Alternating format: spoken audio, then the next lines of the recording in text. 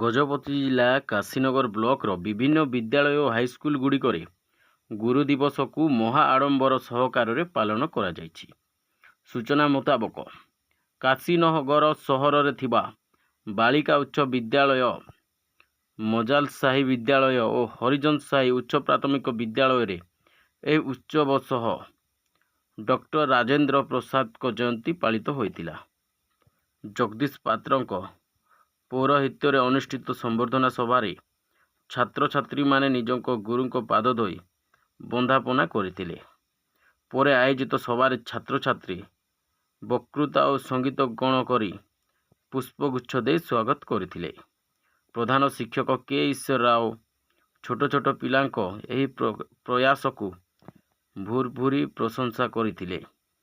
ସେହିଭଳି ଅନ୍ୟ ବିଦ୍ୟାଳୟ ଗୁଡ଼ିକରେ ମଧ୍ୟ ଗୁରୁ ଦିବସ ପାଳନ ହୋଇଯାଇଥିଲା।